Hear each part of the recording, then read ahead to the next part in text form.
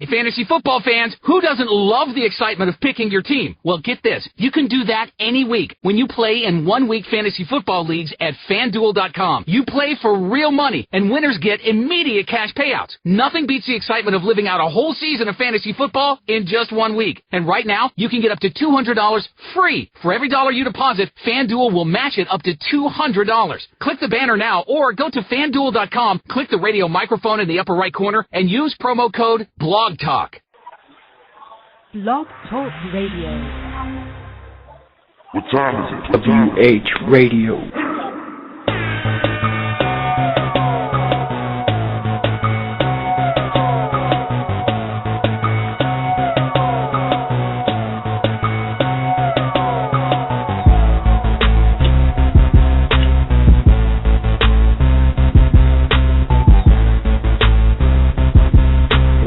The best in the world at what we do. What's going on, people? This is Oscar filling in for Skitch. Joining me, it's Matt. What's up, Matt? How you doing, Oscar? I'm doing great. Ready for a good show tonight. Yeah. And also joining us today, special guest, is former WWF Tag Team Champion and NWA Tag Team Champion. He's from the Attitude Era, Headbanger Thrasher. Say what's up, Thrasher. Hey, man, what's going on? And you also forgot I was hardcore champ at WrestleMania. I don't know what number it was, but it was like 36 seconds at the hardcore battle royal. But hey, WrestleMania 2000. Hey, first bro, and man, foremost, guys. Man, I lost count. Go ahead. I was gonna tell my lost every count of the hardcore. No, go ahead, Thrasher. All right, give me 1 second, Oscar. Today is a black eye for the business. It's a horrible day. It's a day that I'll never forget as long as I walk this earth. Today is the actual 14th year of the passing of Owen Hart. Now, I don't want to go into much of my feelings about it. It's like anything else. I lost a family member. Owen was very good to me and Chaz when we first started with the WWF. He took us under his wings. We have lots of great moments with Owen. He was one of the guys that we won the tag team belts from, him and Davey. And it's just this month of May when it rolls around, lately it just brings around a lot of bad moments. What was it? Earlier this week we had, the second anniversary of Macho Man dying, another, icon in the business. I can't express enough words for either one of those two, especially for Owen, because, I kind of knew Owen a lot more than Randy. But I can tell two stories about Owen Hart that I'll remember forever. Owen was always the prankster in the locker rooms. He was always funny, and he was always up to something. If Owen wasn't laughing, or you saw Owen and there was no noise coming out of Owen, you knew he was up to something. One of the first TVs that we ever did, when we first signed our contracts, was Owen went in the locker room, and Owen always had, pranks and stuff like that. So he took a padlock and proceeded to padlock me and Chaz's bags together, just so we would have to walk around. And, he just left. We caught him doing it. He padlocked it, and he just walked out of the room. The funny part was how we were going to get these bags apart from each other. That's one memory. And then the other memory I have is we were doing TV, and it got late, and Owen didn't have a ride to the next town. He didn't have a hotel room. So we were like, oh, well, you can go with us, So he drove to the next town with us. We get to the hotel. They had no rooms available or anything else. We were like, oh, and you can stay with us. You can have, one of our beds. I'll sleep on the floor. Now, at this time, Owen was European champion, tag team champion. He walked around with the slammies in his hand and everything else. So Owen was it. I mean, Owen was, somebody that everybody always looked up to. He just always had a good time doing everything and anything Owen wanted to do. He had a good time doing it. So, Owen's like, no, I'm not going to take your bed. I'll, just give me the top blankets and everything else. So he made a pallet. He slept on the floor.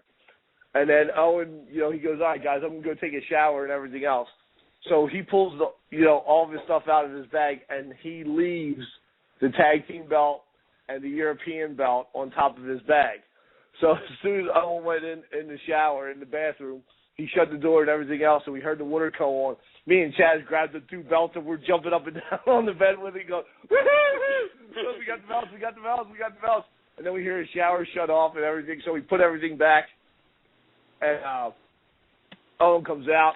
He looks at us, and we're like, hey, what's going on? And he looks over at his bag. He goes, did you guys have fun playing with the belts?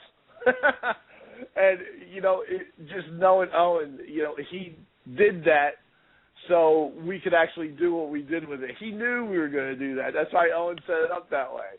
He was just one of the guys whenever, we were in Philly, we would bring, I would bring my kids there, and, he would always, play with them in the cafeteria. He was truly one of a kind, and,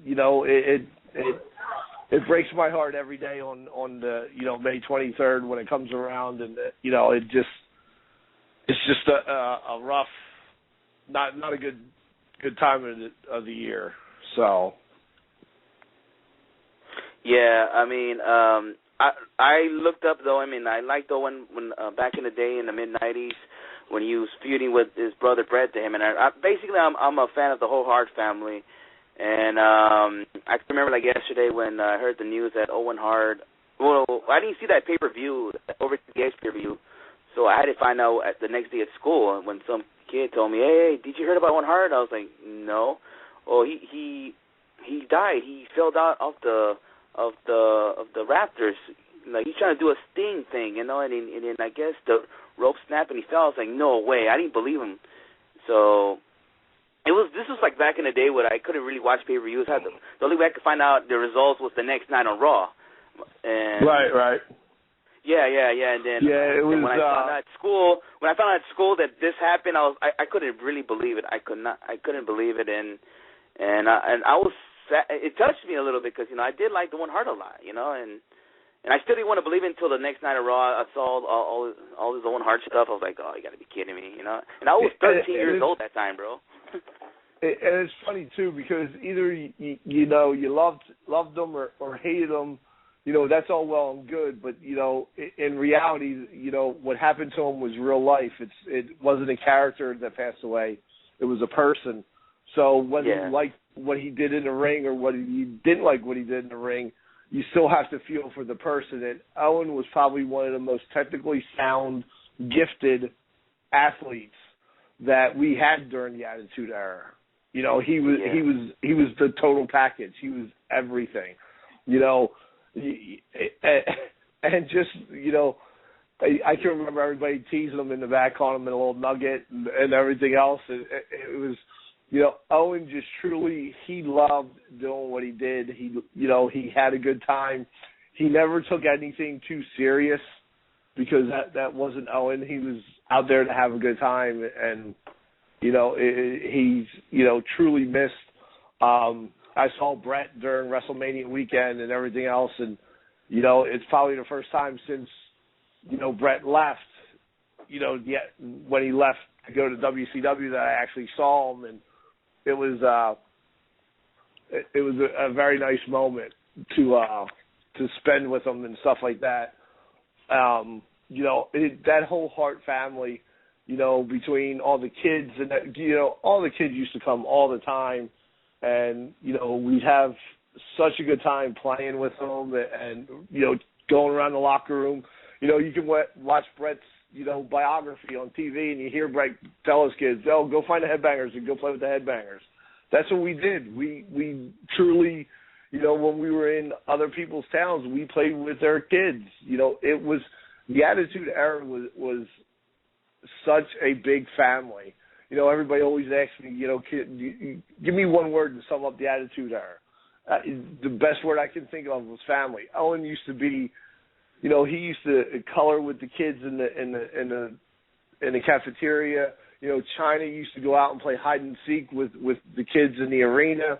She used to color with my oldest daughter, and it was just really family oriented. It was an awesome time in this industry.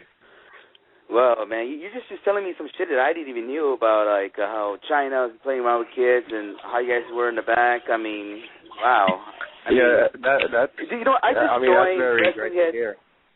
I just joined WrestlingHeads in a very short time, and I remember saying this is probably the most touching show I've done already.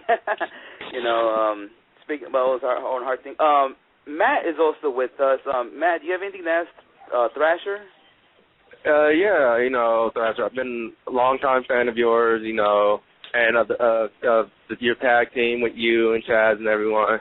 One thing I wanted to ask is, what was your one great moment about, the Attitude Era in the ring, like whether it was in the ring or at a live event? Like, what was that one moment where you were like, this is probably like arguably one of the greatest, or not greatest, but best moments in your career during the Attitude Era? It was funny because there was two of them. Two of the biggest moments when we first signed on with WWF at the time. I'm going to say WWF because that's what it was to me. We signed on as, what happened was is we were down in Smoky Mountain with Jim Cornette. Jim Cornette's actually the one that gave us the Headbanger name. So when we went up, when Smoky Mountain Wrestling went out of business, Jim Cornette tried to get all his guys up into the WWF. So at that time, they were going through a transition period where they wanted to get rid of the so-called job matches that when the superstars go out, they just beat a guy up and that was it. They wanted to have more challenging, more competition in those matches. So what they were doing is they were hiring guys part-time that would just do TV, and that's it. So we went up there, and Jim, Cornette got us to try out and everything else, and we went out there, and we did our thing, and we went out as the Headbangers, and, here, Shane McMahon was a big Marilyn Manson fan. A lot of people probably can't picture that. But, I think it resembled, we resembled, it was a character. The Headbangers were a character, and it wasn't far from our personalities because, I always had the tattoos. I've always had the piercings, and I don't care what people think, about what I do or what I look like or anything else like that. The one of the funny stories I have is one of the first times that I was flying in a plane. I got all the tattoos all over me and my ears pierced, my nose pierced, and everything else. And I'm sitting next to this little old lady on the plane, and she had to be, 60, 70 years old. And she looks over at me, and I could just see the fear in her eyes starting. So I look at her, and I just start talking to her. And she looks back at me, and she reaches over, and she just grabs her purse and just pulls it real close to her body and everything else. And she just, scoots as far over to the seat as she possibly could, trying to get away from me. And all that did was make me talk to her even more. And, from that time on, it was just I'm not hurting anybody. Why does anybody care, what somebody looks like? If they're not hurting anybody or not hurting you, who gives a shit? Leave them alone. They're not doing anything. And I think that was one of the biggest, things that the Headbangers, tried to get across, tried to communicate, was that, go out, do your own thing. If you're not hurting anybody, you're not bothering anybody, you're not doing anything illegal. If you want to go out there and listen to heavy metal music and Marilyn Manson and everything else, and you're not hurting anybody, who cares? Just go out and be your own person. And that's why, to this day, I still think the Headbangers would fit in the new WWE, programming. Yeah, I agree with you there, and especially how the tag team divisions are today. I'm like, I mean, I wish you guys were actually there today because the division, it's sad to say, is not that good. Like, I was growing up, I started watching the program during the Hogan-Andre days, and the tag teams back then were the Killer Bees, Strike Force, I believe, were there. Demolition. The Warlord, Powers of Heart Foundation. Yeah, I mean, I first started liking tag team wrestling until, a few years ago. I mean, the division just gone like shit. Even on TNA, it's just shit right now. I mean, but you know what's funny with TNA, and you know what? I sidetracked your whole question. My most memorable moment in WWF was WrestleMania 13. It was out in Chicago. We were still part-time under our part-time contract, and we were picked to be in WrestleMania, which we were thrilled just to be in, the biggest wrestling event of the year. And then we were told that we were winning WrestleMania 13. I mean, that just blew us away. And then, later that year, winning the tag team belts and everything else, and just, it was one of our ideas that we wanted to, after we won the belts, go out and celebrate with the fans and go to the concession stand and everything else, because we always felt that we really meshed. The fans really understood us. So we wanted to bring that back to the fans and everything else with that moment. So they were our biggest moments. And, back to what you were just saying about, the tag team situation now, you know what? At least TNA is trying to do something with their tag teams. I watched a little bit of it tonight and everything else, and, they're trying. I mean, they have established tag teams. They don't have guys that they just threw together to make a tag team, except tonight with James Storm picking Gunner. But, they have, Rob, they have Rude and, Double A. They got, the tag team champs. And they got the probably the team that I think is hilarious is Bad Influence. I love, what they're doing. It's funny because their outside the ring antics remind me of us when we were, because they're always like pulling stuff. They're always, making fun of somebody and cracking jokes at somebody else. And, at least you can sit there and go, all right, well, TNA's trying. And you can actually, to me, it's about, getting emotionally attached and invested into what they're doing. And you can get emotionally attached into what TNA is doing with their tag team division. You can't really get emotionally attached to, the Usos. Because you don't know how many times you don't know when you're going to see them. I saw them Wednesday night. I loved it. Absolutely. Oh. They came out and I was like, oh my God, thank God they came out. I loved it. The other team that they have too, name their teams up there. I'm drawing a blank. Yeah, about the WWE's tag team division, to me, I always feel like they're missing like a top face tag team. You get me? Like when you guys were there, might be the top face tag team were the Hardy Boys during that time. Yeah, and also DX. I mean, DX was, yeah, but they're more stable. They're more stable. Right. You could say New Age Outlaws. Right. But like I said, WWE needs that right now because the tag team champs. Go ahead. All they would have to do, they have both of them under contract. Jesse's, he's still up there, and Billy's, down working with Nexus. So they could have a top babyface tag team if they wanted to. I just don't think that they want to at this particular moment. I don't know why. I can't answer that.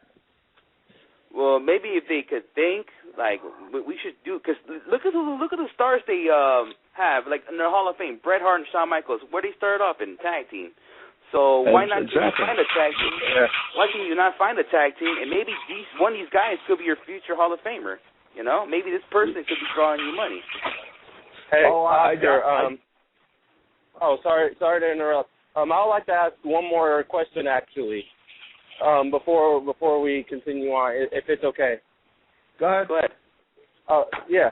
So my question was, where did the whole real men wear skirt thing come from? Like, was it something that Jim Cornette, came to you guys, or was it something that you went to him about?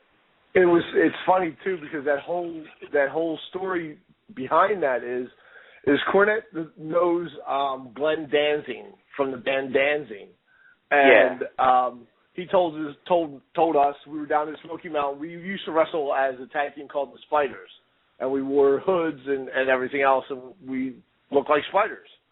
And so we got done doing our little skit over to USWA with Jerry Lawler as the Spiders. We did some stuff in Arkansas with Burt Prentice and Ozark Mountain Wrestling back then.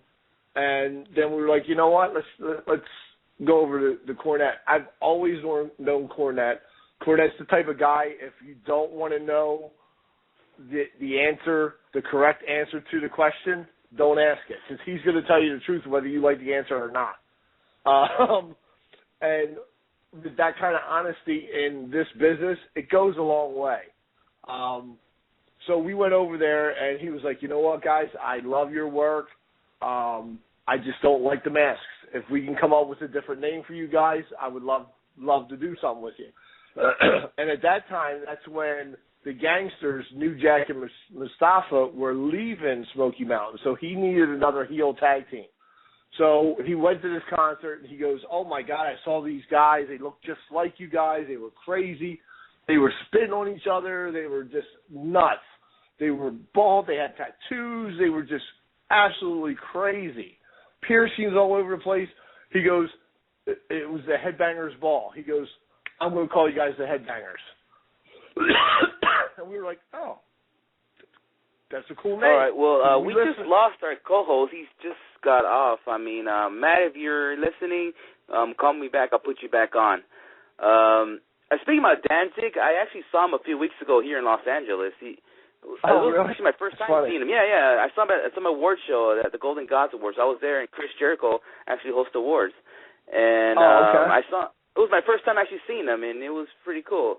I'm also into that type of music, heavy metal stuff. I actually appeared in a Pantera music video. Yeah, okay. So yeah, if you want, check it out. Check it out. It's their newest one. It's called Piss, like you're taking a piss. I'm on there. Just go on 3:07, 3 minutes and 07 seconds. That's me on there. And if you look at my picture profile on my Twitter, it's actually from the video. Okay, cool. Yeah, so, yeah. Well, right now I'm the only one here, so I'm gonna ask you questions. I'm gonna go back to the Owen Hart that night he passed away. Okay. How was in the backstage when when all that happened? It was weird. What happened is at that time, at this time, I guess 14 years ago, I was out with knee surgery.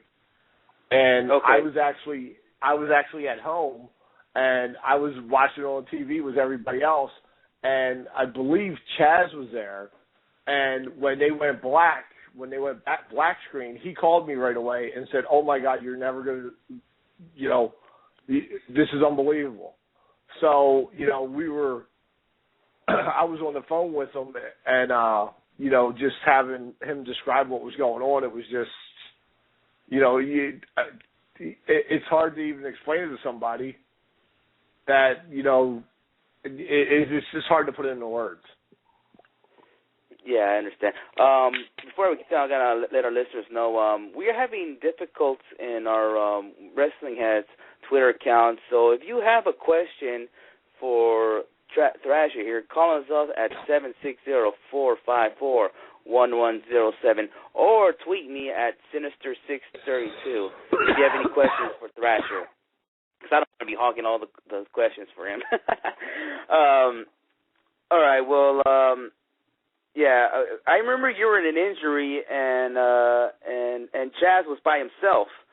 So at the time we had that injury, and Chaz was doing his own solo thing. What was in your mind? Were you like in your mind thinking, "Oh shit, are they gonna break us up, or what's going on here?" Well, it was actually the whole plan that when I went out with my injury for him to actually do something else, and that was the whole thing behind the GTV. If you guys remember the GTV, yeah, GTV, I remember that. It was supposed to be me spying and everything else and trying to get him back over with me. So it was a whole storyline and everything else. So at the time, no, I wasn't worried about them splitting us up or anything else like that. There was no talks of that at all. Yeah. Well, I was always wondering. About GTV, I did hear about rumors that one of you guys were involved, and I heard Goldust back in the day when he was probably involved, because it started out with GDTV, then he went to GTV. So what happened? Why did it end? It was weird because it was supposed to be I guess it might have started off that way with Goldust doing it and everything else, like spying on people and everything else. And then towards the end of it, it was getting played out. I mean, it was just, it was getting to the point where it was just dull. So then they had enjoyed all those videos. So then they actually had at the end of the GTV was Chaz's valet at the time was saying that he was beating her and this, that, and the other thing. And one of the last videos that were shown was her actually putting makeup on to make it look like they were bruises and everything else. And that's what got us back together. Yeah, I remember when you guys reformed. You came back from your injury, and it was good times. Another question I want to ask you, the NWA tag titles. You guys won the NWA tag titles in WWF program. How do you feel your guys' name is in the history of the NWA tag team titles? There's a lot of great tag teams that won those tag titles. I mean, how's your guys' name, the Headbangers, on the history books of the NWA tag team titles? And even, on the history books as beating Ricky and Robert, the Rock and Roll Express. I mean, that's even more so. I mean, it was one of the times that it was like I guess Cornette was bringing in the NWA guys to take over, to do the whole takeover thing with the WWF and stuff like that. So, I mean, it had, potential to be something really, really good. And, at the time it just, it played itself out. It was a good time. I mean, I'd be lying to say that, I didn't enjoy it, because I did. Just having a chance to wrestle, Ricky and Robert, which we wrestled them even before that down in Smoky Mountain. That's when we first met, Ricky and Robert down there, and got really good friends with them and everything else. They're great guys, taught us a lot, about, tag team wrestling and, just the business in general. That, we still see them. We saw them last year out at the gathering of Juggalos for JCW. It's the Insane Clown Pop. Yeah, that's ICP's promotion, right? Yes. Yep. Great time. If anybody's listening is a Juggalo, that's the place to be, man. I'll tell you, we've been out there the last 2 years, and hopefully, if everything goes all right, this will be our third year. But it's a great, great time. It's a lot of fun. Oh, did you hear that song from ICP about that Chris Benoit song? I have not. Oh, dude, you know what? I'm going to send it to you on your Twitter. They actually made a music video. The song's called Chris Benoit, and they showed him a couple of times. So, I mean, it was kind of crazy because it seems like they want to put his name out there, because right now WWE, they're like kind of making him like he doesn't even exist, and I understand that it was wrong. Hold on, Thrasher, we have a guest caller. Maybe you might have a question with you. Let me put him on, okay? Area code 323. You're on WrestlingHeads. We got Thrasher on the other line. Who's this? This is the mysterious Mexican. Thrasher, I know this guy personally. We call him Mysterious Mexican. Go ahead, Mysterious. What's your question to Thrasher? All right. Well, the Headbangers are one of my favorite tag teams, because I love rock music, and they remind me of the time when I go see rock shows and we go bang around. And thank you. Appreciate it. Yeah, no problem. I just want to know, so what have you been up to? Have you been wrestling lately or anything? It's funny. When I left the WWF and everything else, I left wrestling altogether.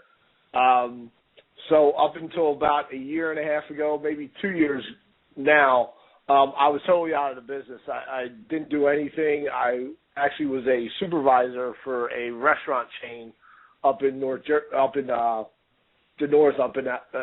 like South Jersey, Delaware, Maryland area and stuff like that. So I actually had an invite to Chaz's surprise birthday party, and it was in Florida, and it was 2 years ago, the end of this month. His birthday's the 28th of May, for everybody that wants to know. So I took the family down to Disney and stuff like that. So we made a vacation out of it, and I came down here and I just absolutely fell in love with Florida. And I always had an itch to, want to get back in the ring because I just felt like there was still more for us to do. There was still, I didn't want to leave on the way that I actually left. I wanted to leave on my terms and not because of an injury or whatnot. So me and Chaz got talking and everything else, and he was like, yeah, sure. It's just, hard with me living up in Jersey and him living down here for us actually to do something. So I packed up my family and I moved down to Florida. It'll be 2 years in August. And the hardest thing is when I got out of wrestling, I was tipping the scales at 310 pounds. So if you can imagine that, I hit the gym really, really hard. I can honestly say I'm in better shape now than I ever have been in my life. I've gotten older, yes, but I've gotten a lot wiser with everything that I'm doing in the gym, eating and taking care of myself. I went out and I lost 90 pounds. And we do a lot of wrestling down here in South Florida, and any place else that we can get booked at. All right. Thrasher, before I continue, I want to tell Mysterious Mexican, I'm going to leave you on because our co-host, we lost him. So thank you for listening to us for a while. The one guy out there doing it. Yeah, I don't want to be the loner here, man. So just for listen to our show, you can be a part of our show with Thrasher. You cool with that, Mysterious Mexican? Yeah, no problem. All right then. He's so excited too. I love it. yeah, he's cool. I mean, me and this guy go way back. Thrasher, we did the bad thing. We were young. We did not listen to you. We didn't listen to the WWF when they said don't try it at home. We did. We used to backyard wrestle, and that we came up with the name Mysterious Mexican. I know, but we didn't. They can put that up there, and we can tell you guys, hey, don't do this at home. We're trained and everything else. It doesn't matter. You're still going to go out and do it anyway. I did it too when I was younger.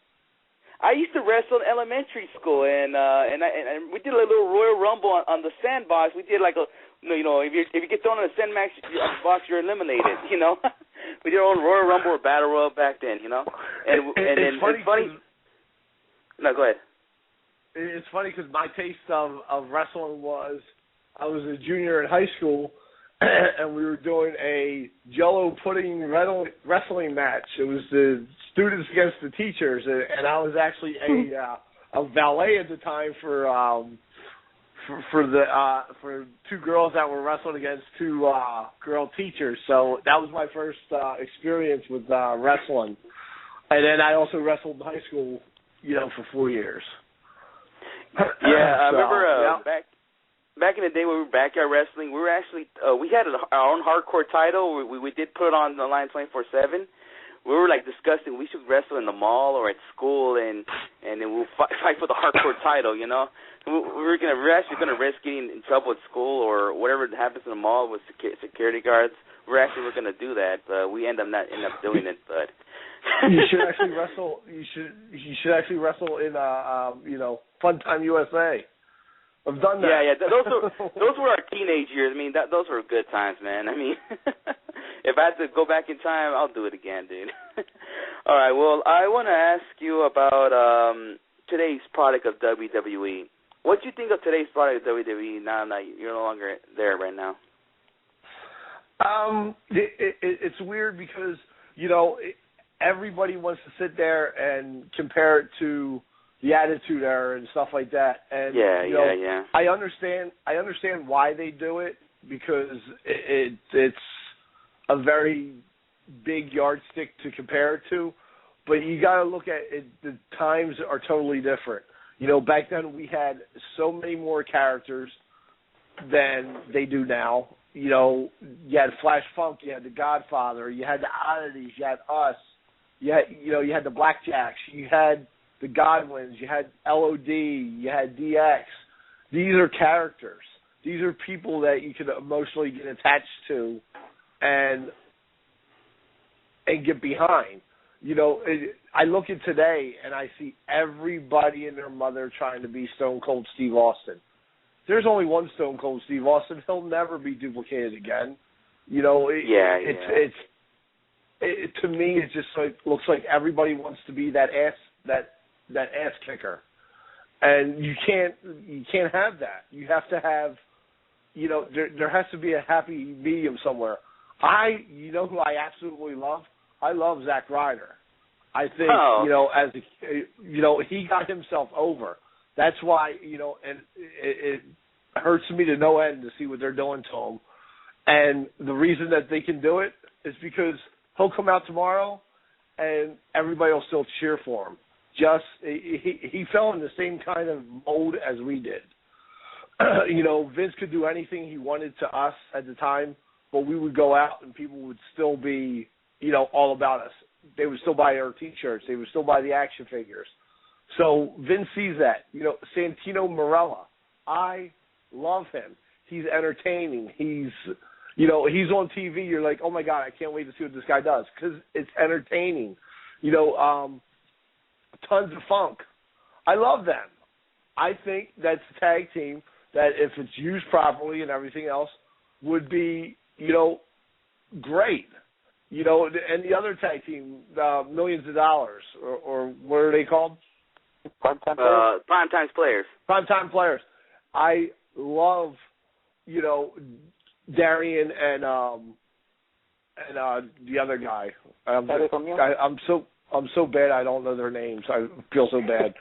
But I absolutely love their in-ring work. I mean, they could be the next LOD or the Godwins or somebody to push the tag teams behind. They have them there. You could make Primetime Players baby faces like that. In a second, you could do that. You could make Tons of Funk heels in a heartbeat. So we discussed about that a few weeks ago. About it would be better if Tons of Funks were heels. They could be like today's version of the National Disasters. You remember the National Disasters, exactly. Earthquake and Typhoon, Absolutely. Right? They were a good heel tag team. If Absolutely. you put them in the heel, and then and this dancing gimmick, then they'll be a good tag team, and maybe we'll have a good tag team run. And Thrasher, we have one of our co-hosts coming on the line. Let me put him on, okay? Go ahead. Toby, you're on? Yep. We got Thrasher over here. He came in a little late. My bad, you guys, dude. I totally forgot, dude. It was like, when you text me, it was like, dude, Thrasher's on the show today. I was like, oh my God, I felt like such an idiot, dude. My bad, dude. That's all right, Toby. We were just saying that. What an idiot you are. All right, now that Thrasher, now that you came in late, Toby, do you have a question for Thrasher? Yeah, I do. Thrasher, being a former hardcore champion. Do you have any idea? Because there's so many rumors swirling around online as far as like how the belt even came about. How was the belt even created, or do you even know and like the origins of it, and who designed it? It wasn't designed at all. It was kind of, I don't know. I think it was when Brett had the belt and somebody took a sledgehammer to it or something like that, and it came about like that. It was an old heavyweight title belt. So it actually wasn't a heavyweight title belt. What's that? It actually was an old heavyweight title belt then. Yes, it was. It was one of the eagle wing belts that Brett used to have, and they took it backstage. They took a sledgehammer to it, or somebody took a sledgehammer. I think it was Foley that did it. Mankind at the time, and took a sledgehammer to it, and then put some tape on it and everything else, and wrote hardcore champ on it or something, and that's how it actually came to be. I mean, the belt. It wasn't, it's not like he went out to and got it customly made like that. It was something, somebody took a sledgehammer to it in the back and made it that way. Yeah, because me and Oscar talk about it all the time. Like, me and Oscar are big fans of there was the 24/7 rule of the hardcore. I mean, you guys absolutely love that. It was entertaining, right? Exactly. It was the most entertaining thing on television at that time. It was you guys. Exactly. We wanted to see what you guys were going to come up with next as far as where you were going to be. What match? Where what was it going to be at Chuck E. Cheese or like it was. Yeah. It was so funny. It's so funny because I get so many people that say that. They're like, "Oh my God, the funniest moment of that whole 24/7 is when you guys met Crash Holly in that Fun Time USA." That Fun Time USA, yeah. It was up in New York or Long Island, someplace like that, and we actually went in there, and it's funny because if you really look at it, it's actually one camera shot the whole entire time. So we might have did it like 2 times, 1 or 2 times, but we were in and out of that place in 2 hours. It was so much fun. We just went in there and they gave us free range of the whole place. They were like, "All right, go do whatever." And it was a lot of fun. It was a lot of fun. All right, Kotobi, I know you don't know. We have one of our listeners on the line because Matt got disconnected, so I put him on. Mexican. So I'm gonna let him ask another question. So, Mysterious Mexican, you're gonna ask Thrasher? Oh, Mysterious. Question? I'm sorry, Mysterious. Yeah, Mysterious still on there? Okay. Yeah, I was gonna ask him about what he thinks, but he kind of answered what he thinks about the tag team division WWE right now, because I think it's kind of terrible right now. I don't like how they're putting all these popular wrestlers together and giving them the tag belts when there's so many great tag teams, like you were saying. So what do you think? You think they should change that? And it makes me upset because I hear what the fans are saying about how they want real tag teams and stuff like that, and that's why I tell everybody it's a different time now. Vince McMahon isn't going to go out and go, "All right, I want this tag. I want the Headbangers to come back. I'm going to pay 2 guys what I can pay nobody to do. I can just put together these 2 guys that I already have that aren't on TV all that much. I can put them together, call them a tag team, and save himself money." So in a business sense, Vince is probably doing the right thing. He's saving himself a couple bucks and stuff like that. But in the same respect, he's kind of actually hurting the product a little bit.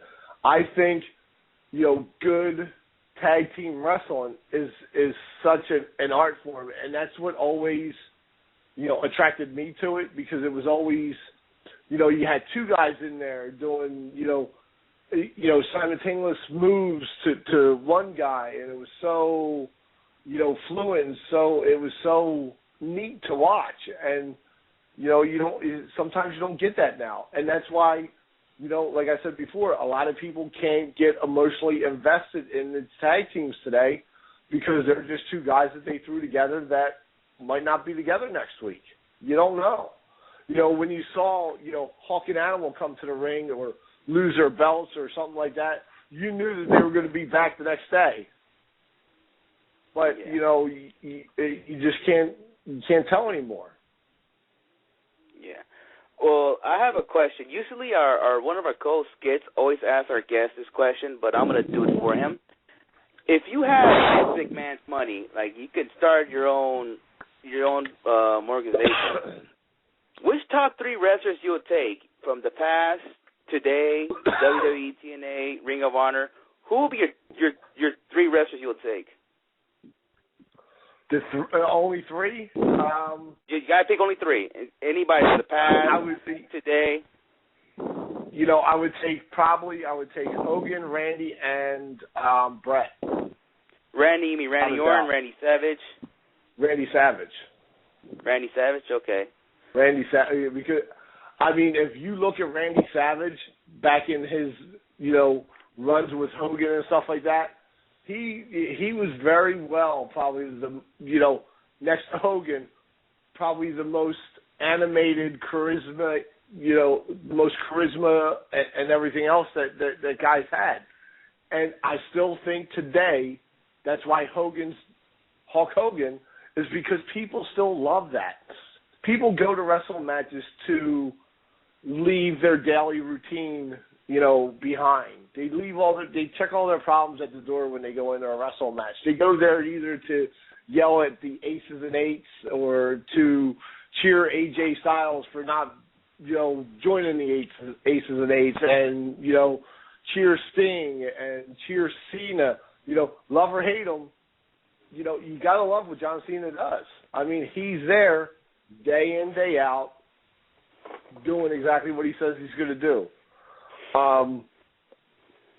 So, if I had 3 guys out, Hogan, Savage, and definitely Bret Hart. You got. All right. No, go ahead.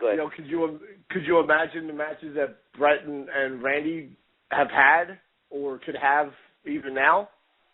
Wow. That would be interesting to see. I don't know if I've ever seen those guys in the ring before, even the time they both were together in the WWF. They actually did wrestle a couple times. I actually saw one the other day. It's so weird because I was when Randy died, I was reading about it and stuff like that, and it had quotes in there from Bret and stuff like that. That Bret would let Randy do anything he possibly wanted to do to himself in the ring because he knew that Randy was never, ever going to put him in any kind of physical danger of getting hurt because that's not the way Randy was. Yeah. So hearing stories like that and everything else, it's just, how can't you have him as one of your top 3 guys? Yeah, I understand. I feel you. Toby, you have a question for Thrasher? Toby, you're on? Yeah. I did. It slipped my mind right now. Damn, Toby's late. I was listening to Thrasher talk, and I was so intrigued by it that it slipped my mind. Oh man, don't fluff my cushion. Dude, no, seriously, I started. Special, Thrasher. And then I started thinking about the hardcore title and like the way it looked, and I was just like tripping out, and I was thinking about like, you guys having fights in the hotel room, and I was just kind of like as you were talking, I was thinking about all that stuff, and then when you said you have a question, I was oh shit, I wasn't even I'm not even on the show, I was just listening to it. It's so funny, because I look back at those times and stuff like that, and everybody, wanted to do, something in the 24/7. Everybody wanted to do something because it was just so much fun. Just seeing, Crash Holly run around with his bag in tow and, everywhere he went and everything was just so hysterical. It was just so fun. And as much fun as it was to watch, it was just that much fun to do also. Yeah. It hurt a lot, but it was still a lot of fun. Yeah.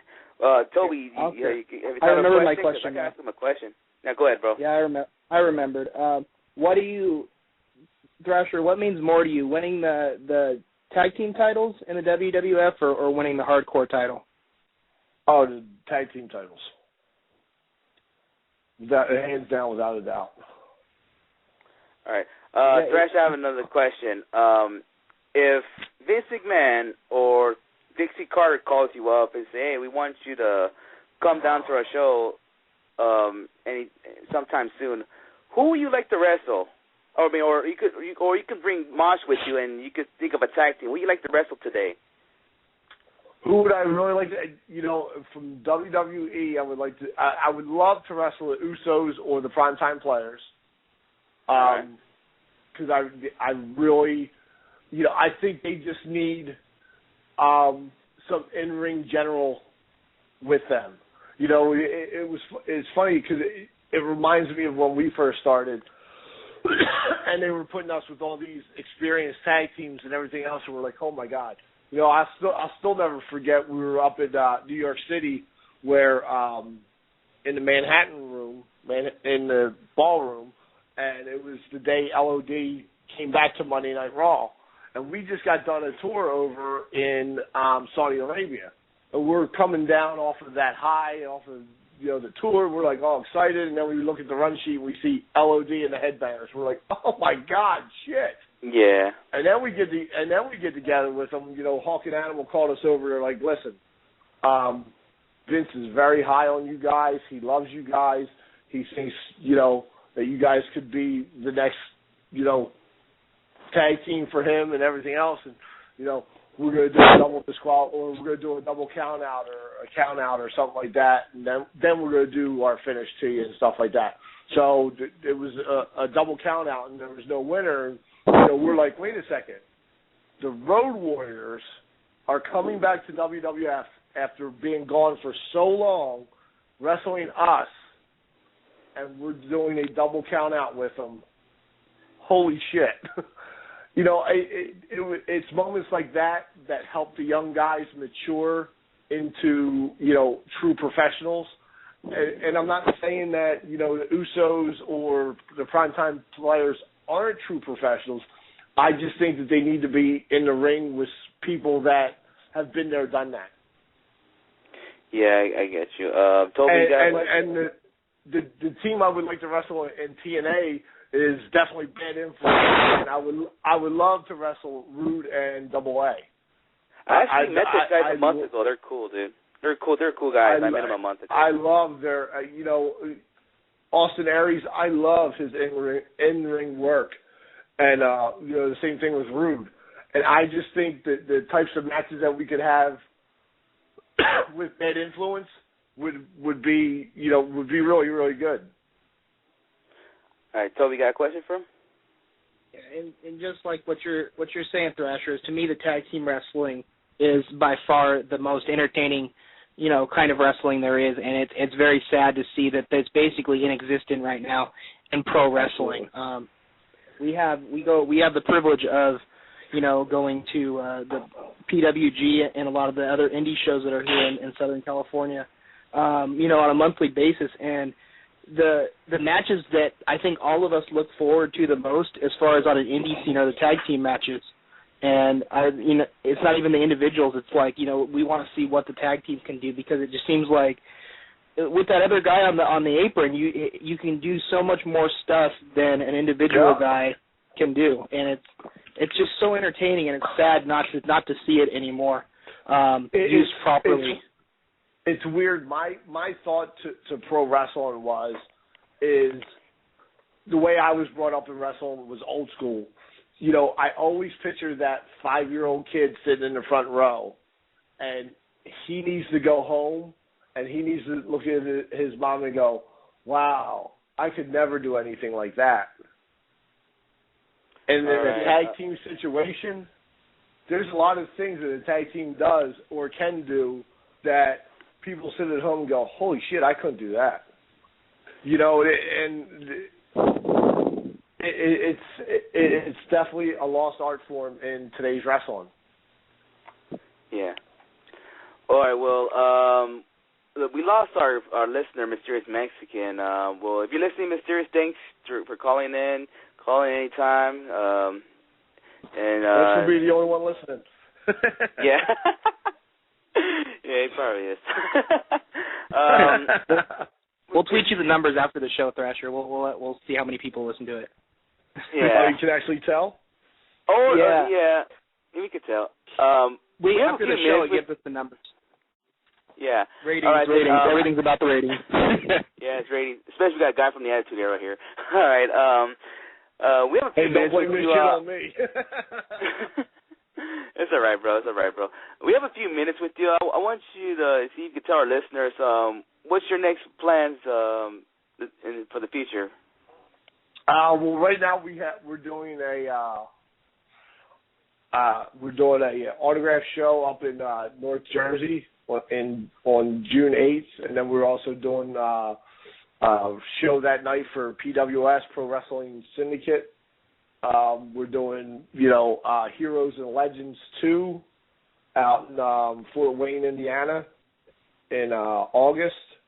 We're doing another autograph session in, I think, November. So, we have, different indie shows scattered out, Hold on a second. in between. I see, Matt's calling back in. Hold on. Matt, is that you? Yes, this is me. We only have a few I'm minutes. here for... We're only here. Excuse me? We got Thrasher on for a few minutes. No, I was talking to Matt. Matt, we got Thrasher here for a few minutes, so continue on, Thrasher. Okay. Thrasher, My God. Yeah, I'm here. All right, go ahead, Thrasher. I'm listening. Go ahead, Thrasher. Oh, I thought you were going to say something. Well, Matt, if you have one more question, you better do it right now because he has a few minutes left here. Basically, I was about to ask him, when was his next dates and everything, but apparently it looks like he's answering that right now. All right. Yeah, well, we have dates, we're booked on in June 8th. We have June 15th, and we're booked someplace in South Florida. The 22nd, we do a lot of stuff in Southern Florida. It's weird because a lot of these indie promoters don't want to pay any kind of money to bring anybody out there. So, it makes it a little bit harder for us to travel. All right. Toby, you have a final question for him? Yeah, I heard a bunch of static in the phone. I don't know what that is. Matt, I think that's you, though. Yeah. God damn it, Matt. Matt definitely calls us back in with a static. He calls us back and interrupts the show. Jesus Christ. Yeah, I know. Hey, all right, go ahead, Toby. I got one more question, man. I wish you could stay on and talk to us for another hour, Thrasher, because this is cool. But it's 11:30 out of my time, right? Yeah, I know. Yeah, we're gonna let you go to sleep. Be with your family. My call time is 7:00 in the morning. It comes pretty fast. Okay, I'll make it quick. But I remember watching you guys in I think I was in junior high at the time when just starting high school when you and the Headbangers kind of left the WWE, and I remember the rumors swirling around that. When I was in school, rumors in wrestling, like peanut butter and jelly, as I think I quoted JR on that one. But it was I always heard the rumor that the reason why Thrasher was gone was because Mosh died, and then they wanted to get rid of Thrasher altogether. And did you ever hear that, or is that just a California, someone started the rumor at my school kind of? And so it's so funny that you said that because I just had somebody on Facebook about 2 weeks ago messaged me and going, I hate to ask this, but is Mosh still alive?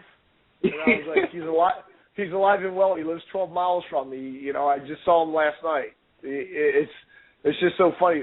The real reason what happened is the reason why, I left first was after I came back from my knee injury, I had to go back out a second time for another knee surgery because it wasn't it wasn't done right.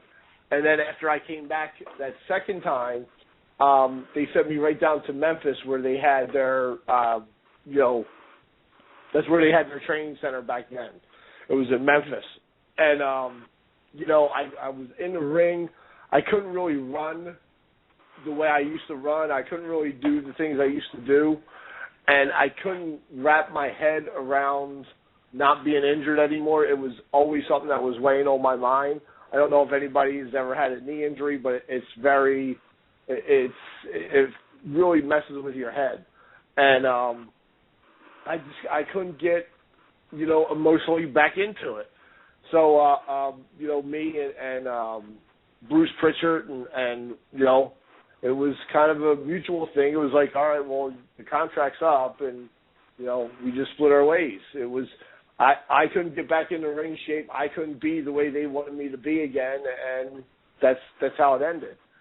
But, no, it wasn't the fact because Mosh died or anything else like that. He's alive and well. I'm glad you heard that, too, because I thought it was crazy. Because it was funny because Oscar actually, we were discussing it when he said, hey, I got Thrasher to be on the show. He told us this a few weeks ago.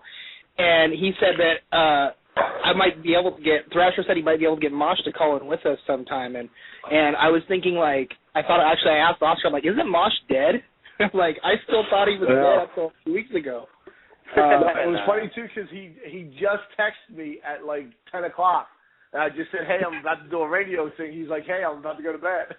So I tried up until about 10 o'clock for you. So No problem, man. It's cool. All right, Thrasher, before you leave, you want to tell us, our listeners, your Twitter, want to give out your Twitter to our listeners so they can follow you? Yeah. My Twitter account is GR Thrasher, and that's GR @GR Thrasher, not Thrash, Thrasher. And Thrasher, yeah. I follow everybody back. I try to answer everybody's questions, comments. I try to be on there as much as I can. I'm on Facebook. I have 2 Facebook accounts. I have Glenn Ruth, which I think is pretty much full right now. And then I also have Headbanger Thrasher that, I'm on periodically and stuff like that. And I'm on Instagram, too. Oh, shit. All right, Thrasher, it was nice having you on, man. I mean, it was a great time having you. I wish I could have you longer, but it was a great time having you, bro. Maybe you could come down again in the future, man. Well, maybe you get some of them promoters out in California to book us out there, and we'll do your show again, both of us. All right, well, we'll see what we could do. I mean, we can bring you guys from the West Coast, and we'll watch you. Because I don't know if I've seen you in person, because I actually went to one show in the Attitude Era, but I'm trying to remember if I've seen you guys in once. But hopefully we'll have to see you sometime in the future, and maybe see you in WWE TV, because they're bringing back all their All-Stars once in a while. Well, I can guarantee you they won't be bringing us back. They don't own the Headbanger name. We do. So oh yeah, I did not know that. That's why you don't see any action figures of us. That's why you don't see us on video games or anything else. Because after so many years, you have to reestablish your copyrights and your trademarks and everything else. I think it's every 3 years, and they let the Headbanger trademark go. So we scooped that up after that was gone. So that's that's why we're not on video games or anything else. So everybody can stop asking. Oh, okay. All right. It's not because they hate us. Yeah. No, we don't hate you, man. All right, Thrasher. It was nice talking to you. I know it's late out there in the East Coast, so I could say maybe we could say good night. All right, guys. Good night. Let's do it again soon, Thrasher. All right, sounds good. Remember one thing, don't like a meatloaf. All right, man. Take care, Ruth. All right, bye. All right, so that was Headbanger Thrasher. That was pretty cool. I think he's the best guest we ever had. I mean, since I've been here. Probably had better guests than that, but hey, since I've been here, he's our best guest. All of our guests are good, but, that was good. Yeah, we lost Matt again, so I don't know where he's at, but oh well. All right, well, let's start off with NXT. Did you see NXT yesterday, Toby? Oh my God, dude, don't even remind. I fucking forgot, dude. I'm not even kidding. And that was El Generico's debut, huh? Oh, you just freaking missed out. It was a good-ass episode of NXT, man. All right, don't tell me, dude. Don't even, give our viewers anything to talk about. I haven't even watched it yet, dude. I told you I'm so far behind. It's like, I've only got 3 weeks of school left, so I'll be, literally, I'm going to go from being super busy to doing nothing. So, oh, man, shoot. Let's hurry up and get the show done so I can watch that. Maybe I'll watch it right now while we're on the show.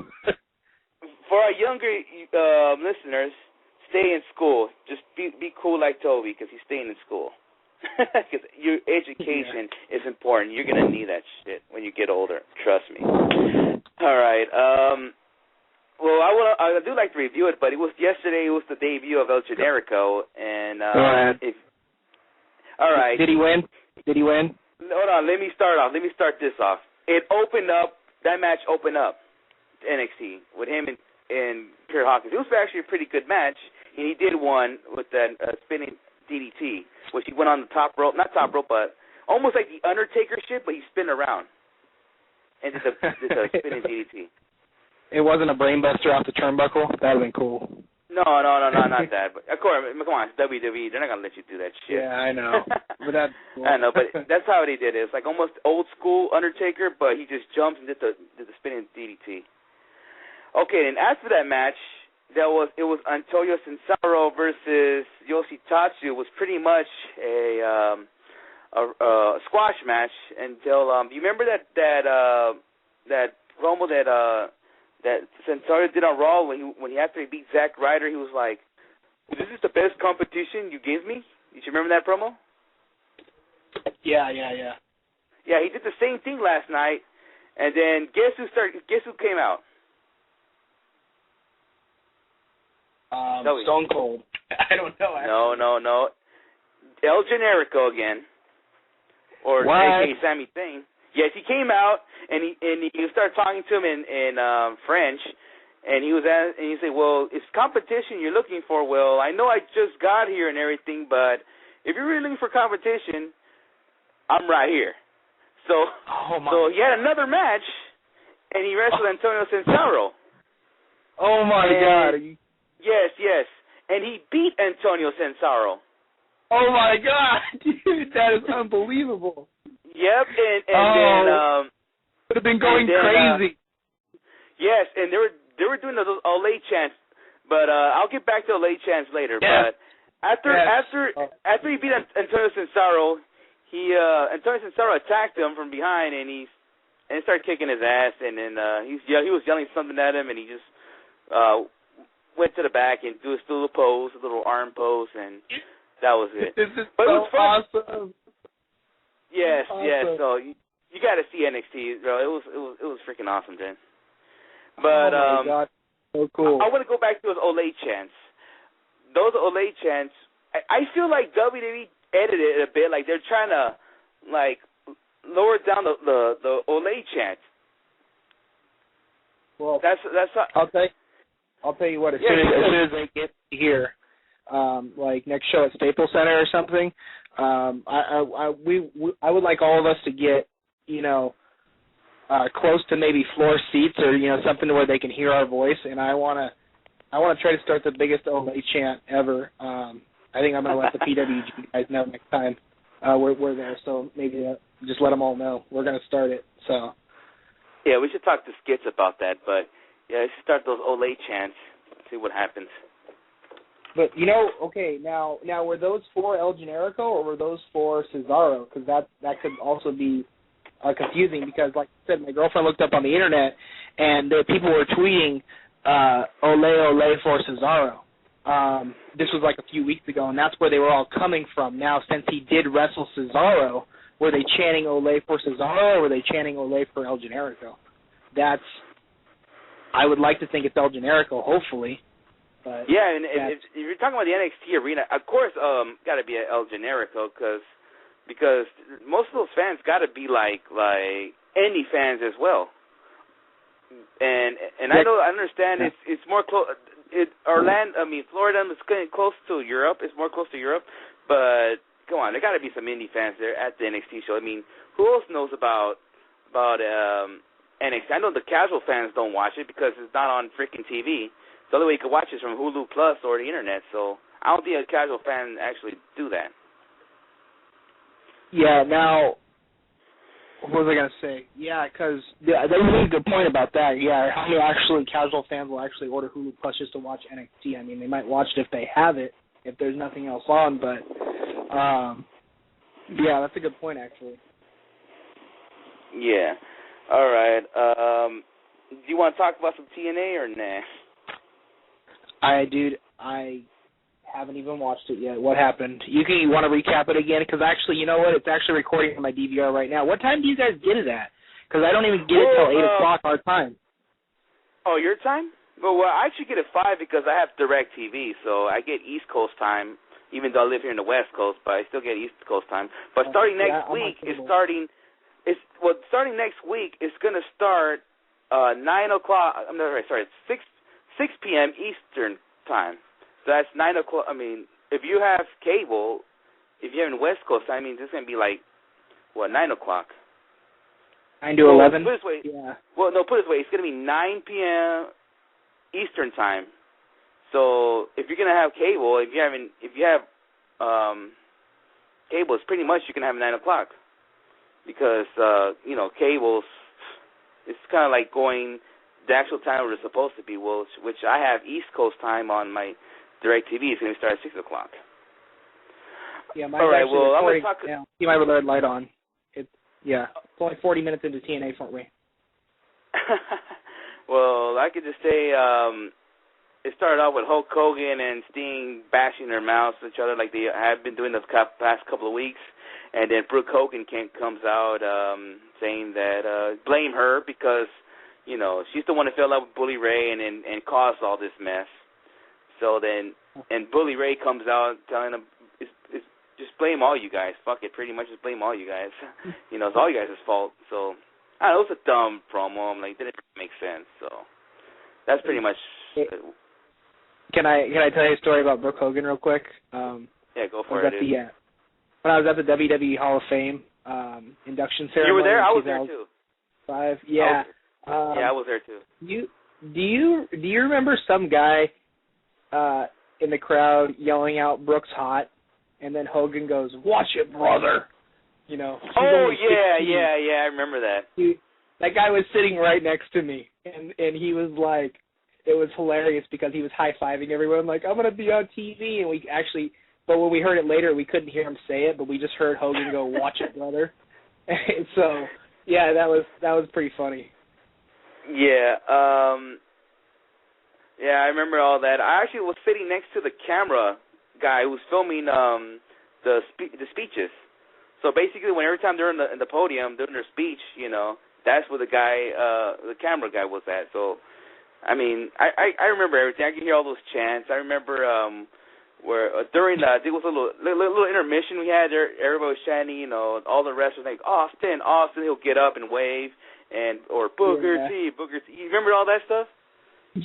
Yeah, I remember. Yeah, that was hilarious. You know what? That was probably one of the most fun times I had was at the Hall of Fame because everyone was being such idiots at that night, and you couldn't hear any of it on TV.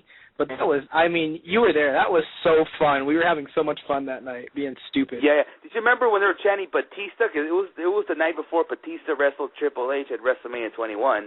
Everybody in Batista, and then when he got up, Triple H got up at the same time, and they're all just looking at each other. So, I don't know what the point of that. That thing was not going on TV. Maybe there was like, it's WrestleMania, it's coming tomorrow. Do you remember that? Vaguely, I remember that. The one thing I do remember though is Aki Bono being in the crowd. If you remember, he wrestled. Yeah, he was there. I saw him coming down that little entrance where all those wrestlers were coming out. But it was funny because I actually had met Aki Bono a year before that when I was in Japan, and I have my picture with Aki Bono when I was in Japan, and at the time I took my picture with him, I didn't even think anything of it. I was just like, yeah, this is world famous sumo wrestler guy. It's a cool picture. And then all of a sudden, I remember seeing him again, like I'm in the same arena with him in the in the United States, and I'm going, holy crap! Like it's like I guess it's kind of a small world, even though he's a big sumo guy. But it was like, yeah. But that's what I remember about that night, was just seeing Akibono and how freaking big he is. I mean, I think they needed like 3 chairs for him to sit down in. He's so big. I don't remember, but yeah, but I remember him. They had a little sumo match at WrestleMania, but yeah. Well, let me go back. Let me go back to TNA. Let me go back to TNA on this. An old wrestler came back. You remember this guy, Suicide? Yes. Yeah, he came back. He wrestled a triple threat match against Petey Williams and Joey Ryan. Wait, Petey Williams and I guess the winner of that match, huh? Petey Williams is back too. Yeah, he been back. He came back a few weeks ago. Oh, okay. I guess I'm not up to date either. God dang, I am so freaking far behind, dude. Well, they're actually bringing back past stars. I guess just to help out the X division, but they did brought back Suicide, Petey Williams, and Joey Ryan actually wrestled this match. Just the winner becomes number contender for the X division title, which Suicide actually won. But my question is, who is playing the character Suicide now? Because in the past it has been Christopher Daniels, and it also has been Frankie Kazarian. I don't know if you ever knew that, but those guys play the Suicide character. I don't know who's playing him now. But what's your thoughts of that? Suicide returning and he won the match.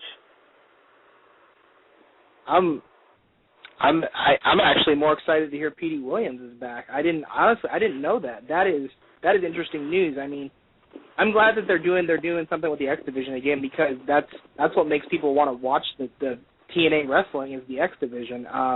For them to keep this story with Hogan and Sting going, it's like, I mean, sure, they're both legends and they're going to go down as the greatest wrestlers of all time, but you know, how much more can the fans take? Toby, let me cut you off. We have someone calling you online. Hold on. Go ahead, put them on. The 323 number. You're on WrestlingHeads Radio. Who's this?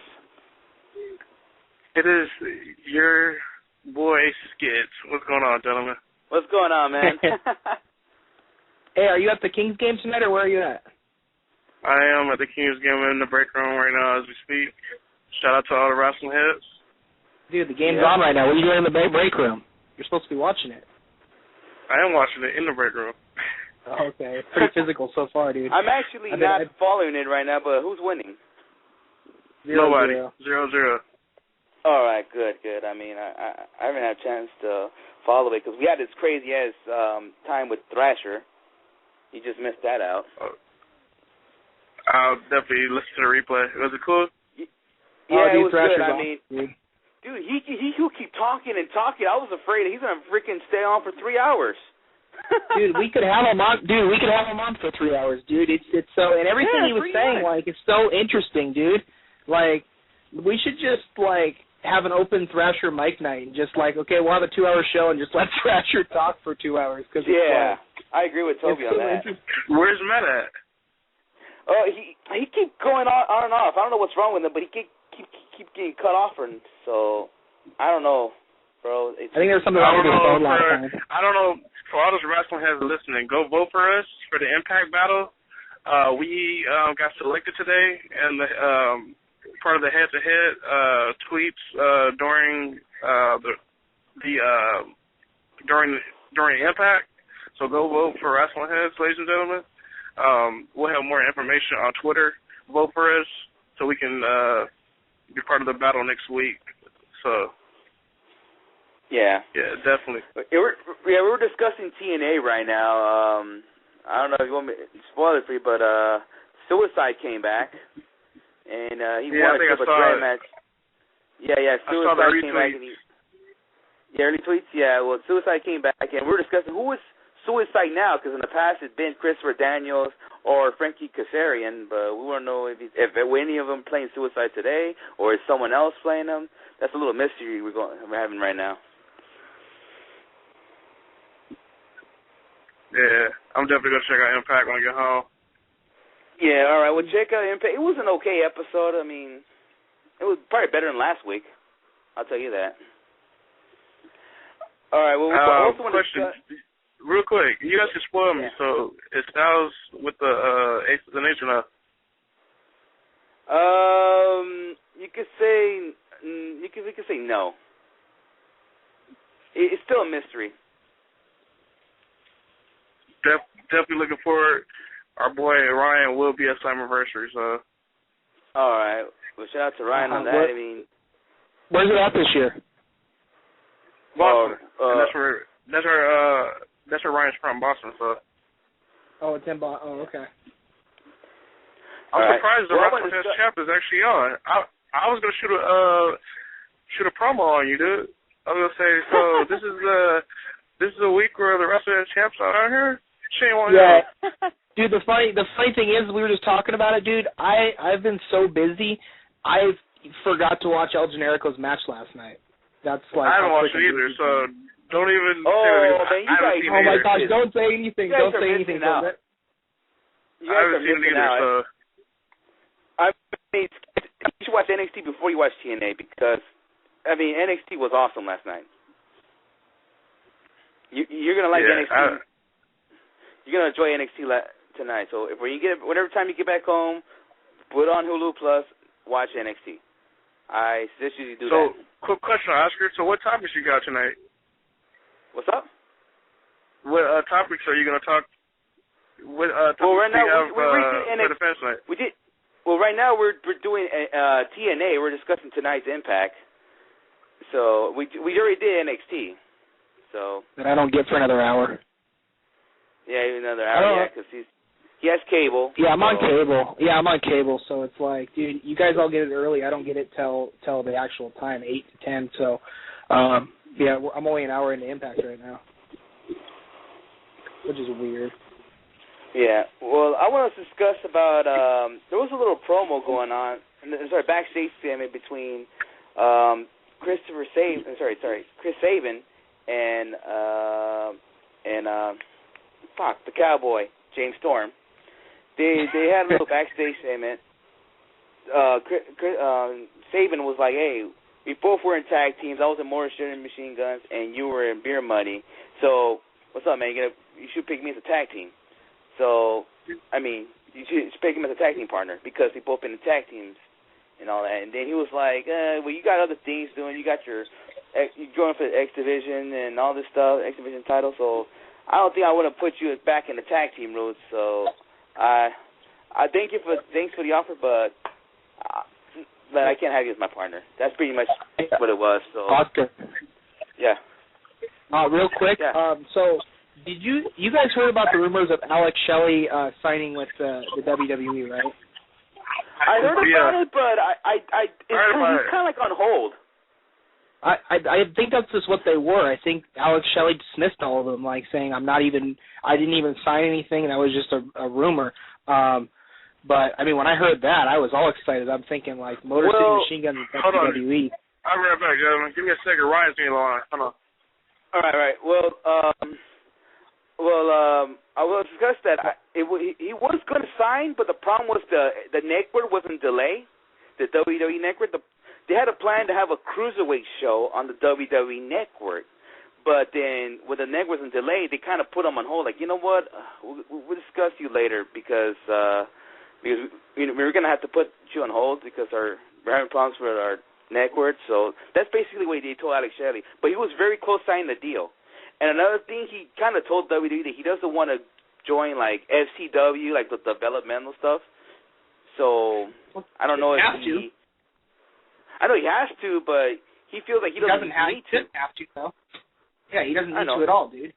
Been on TV. But I think the original plan was they're going to bring him straight out to the show, to that cruiserweight show they want to do on the WWE network. So, but right now the network isn't delayed, so... I don't know if they're ever going to bring him in or if he going to be at WWE Network. So, I don't know. I don't know what his status is, but if I was Alex Shelley, I probably would resign with TNA. But it's up to him, though. If he wants to keep tuning indies, good for him. So, I don't know. Also, we have a new Knockouts champ. You hear me, Toby? Yep. Who's and the new Knockouts champ is Mickie James. Mickie James won the topic. Mickie James is a new Knockouts champ. And she won because of, I don't know if you know, Valley Sky is doing an angle where she has a knee injury. And, she wasn't 100% going in the match, but it looks like when it's going that she's going to, it seems like they're going to make her, lose the title because of her knee injury. Her knee injury cost her losing the title. So I don't know what's your thoughts of that Mickie James become the new Knockouts champ. I'm just not excited about it. It's just like that's another female division that kind of, recently gone to garbage, just like WWE. Yeah. It was sad. You remember when I first started watching TNA a lot was when they were they had wrestlers like Hamada, Awesome Kong, and you would watch them and you're like, man, this female division's awesome, and it's kind of like I really don't want to watch Velvet Sky. Mickie James is a good wrestler, nothing away from her, and same thing with Tara and some of the other ones, but I really don't want to watch Velvet Sky. I don't even know, I don't like her in-ring ability. I don't know why she's even there. I mean, what do you think about her? I mean, am I alone on this one? As a wrestler, I never thought she was a really good wrestler, even going back to the Beautiful People times. I mean, I feel like it was more about Angelina Love than her, because she was actually better in the ring than her. So, yeah. I mean, I don't know. But the only thing what I like about her is that she does look good. All right. Yeah. Well, enough. I mean, I used to like her a lot more than I do now. She's getting to be more and more fake. But yeah. I mean, but I guess Trish is the all-time hottest diva, and she's the fakest one of them all. So I don't know. I guess I can't really talk there. Yeah. All right. I want to talk about this. I want to talk about this little segment they had earlier. There's this wrestler won on the little gut chat a few months ago named let me look up his name real fast. He won back in the summertime, something Shaw. I don't remember his name, but his last name is Shaw. He won the gut chat back in the summertime, and he supposed to have a match with another. Okay, his name is Sam Shaw. Sam Shaw was supposed to wrestle a guy named Alex Selva, who actually also won a gut check about a year ago.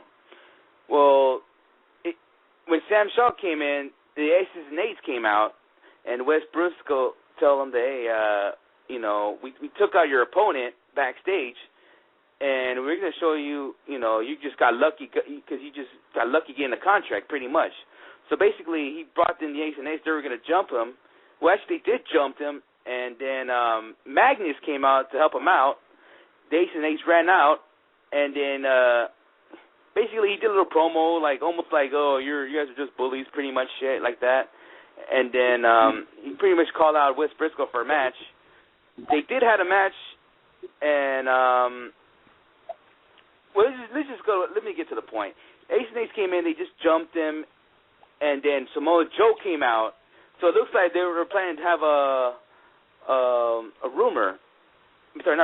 reunion of Joe and Magnus, because when Joe came out, the Ace and Eights ran out like little bitches.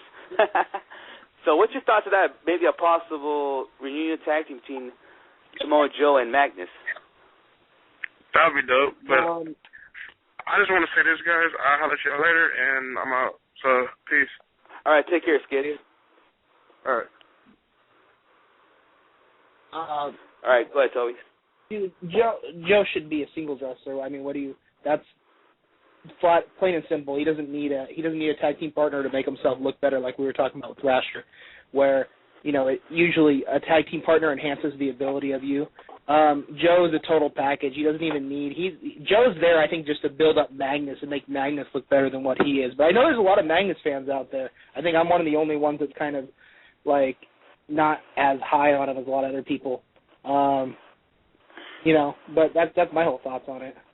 Well, you know who's really high on him? I mean, I saw this a few days ago that Dixie Carter is really high on him, and she tweeted that he's the future of TNA.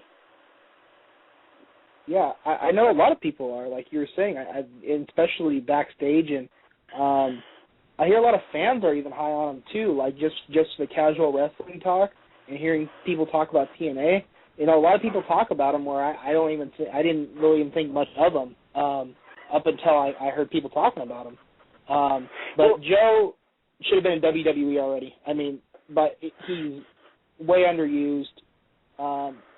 Yeah. Well, to go back to Magnus, it seems like what Dixie Carter was tweeting, it sounds like she wants him to be, you know, her John Cena, pretty much. So I don't know if he's like that for TNA. I mean, if he's going to take TNA, you know, to another level. I don't know if I can see him do that, but there's no way I can't see him be the John Cena for TNA. I don't know. I don't know if he can ever win the world title. What's your thoughts of that?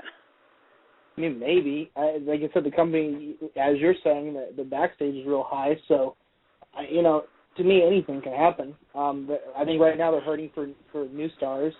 So, you know, get a guy like Magnus, bring him up. But, you know, he could be also. I think a lot of people are scared to jump on board too, a bandwagon like Magnus, because I mean, Crimson was the big deal for a while, and now he's down doing nothing. And you know, it seems like TNA squashes so many people they try to make.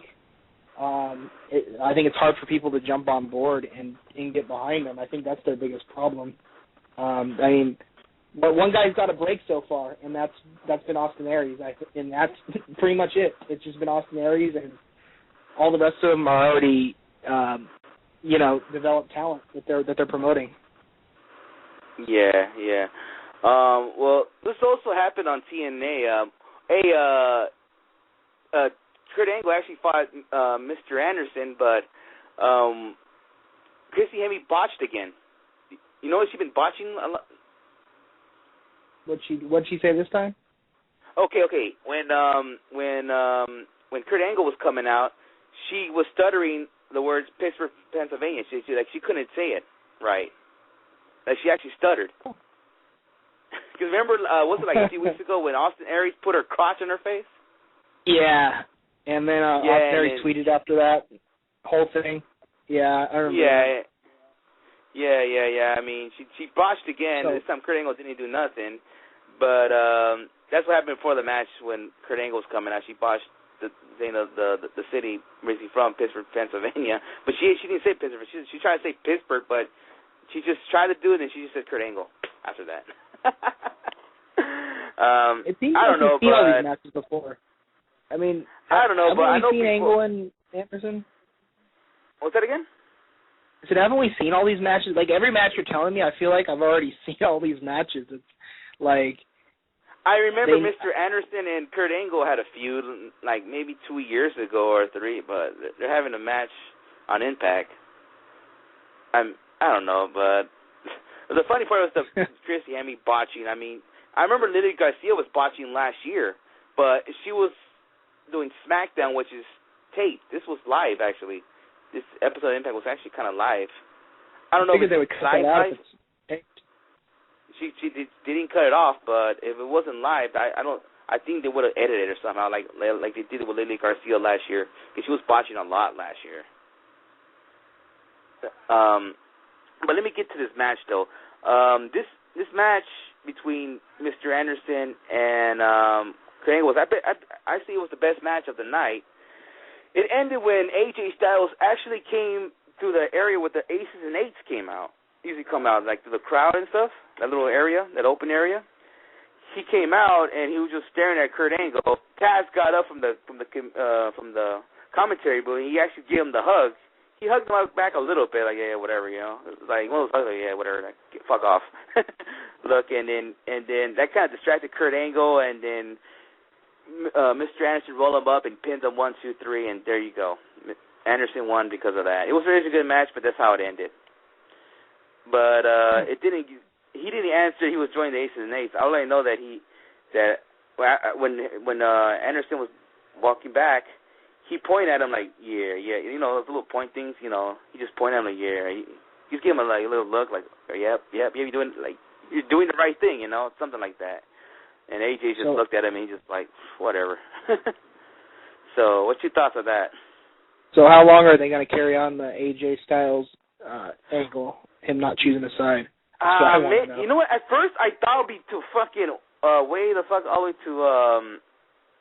to Bound for Glory. Bound for Glory, yeah. I thought so, but you know what? I'm gonna agree with Skits. Skits brought this up I think a week ago or two, but it looks like he's gonna end the Slammiversary. So it looks like Slammiversary is gonna end it. Do you remember when Abyss turned heel 2 years ago, and then he was gonna reveal like who they were?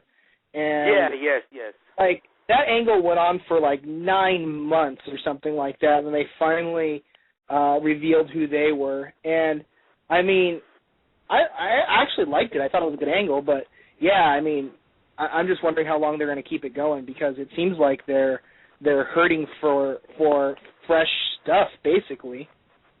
I don't know if that's a writing problem that they have, but yeah, like it's funny because everything you're mentioning that happened tonight, like none of it's like makes me want to go watch Impact Wrestling right now. I'm kind of like, okay, well now you told me about it, now I can go watch Raw and I can go watch NXT, you know, which is what I'm really excited about. I don't know. Think you should watch NXT before Raw. Because NXT was actually something more worse than all these 3 shows this week. But I want to get to this next little segment they had. James Storm again. This time he came in the ring discussing like who's going to be my partner. So then you have AAA and not AAA, AA, and Root came out. They were just pretty much running their mouth. Then Bad Influence came in. They ran their mouth. Oh, and I forgot to discuss Chavo and Hernandez were in the commentary booth. So I guess they want to know who his partner was going to be. Right now they're having a little angle going on of who's going to be James Storm's partner for the 4-way tag team match for Slammiversary. So then, so after all those guys came out, Shark Boy comes out. You remember Shark Boy, right?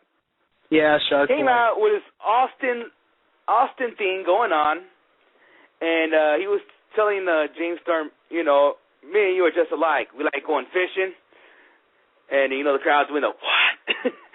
With me, you like to drink beer? What?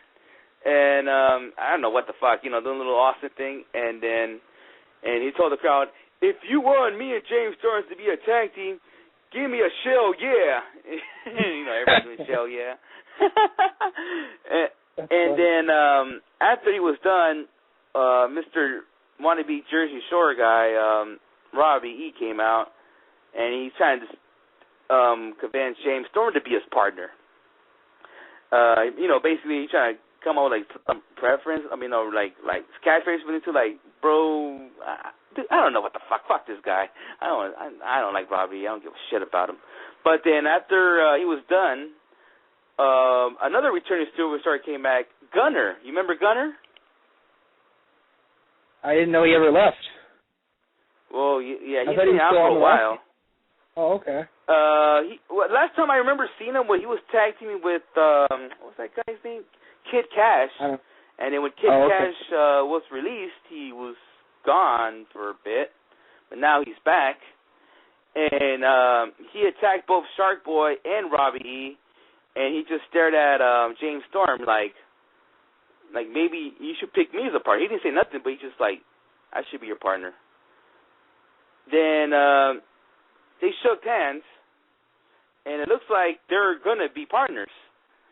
But then later on in the night, they still have him as a question mark. So that's something I didn't get what TNA is doing. Like, okay, is Gunner his partner or not? You get what I'm saying? What do you think of that segment?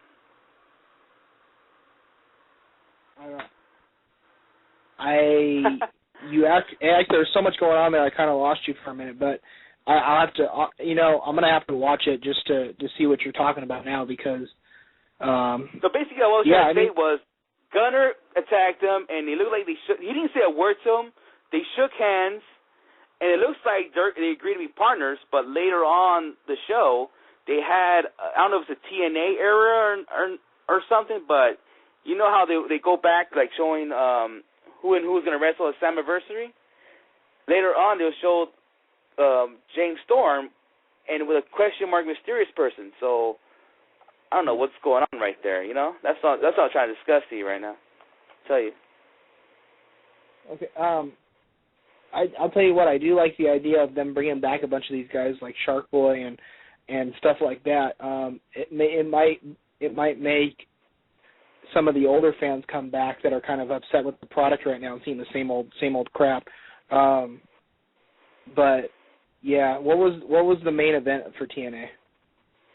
The main event was I'm trying to remember because TNA's like I'm like whatever with TNA. Yeah, maybe we should like if you can't even remember the main event, that shows you the quality of the product they're producing. I think. You know what? I think I actually discussed it. I think Anderson and Kurt Angle was actually the main event. Oh, okay. You were talking about him, Christy Hemme botching Pittsburgh. Yeah. I wanted to get to that part, but I don't know. But it wasn't really that well. It was okay, Impact, but it was. I don't know if this is. I don't think this is the go home show to Slammiversary, but it was like whatever. TNA. I mean, basically watching TNA today is watching WCW back in 1997, pretty much.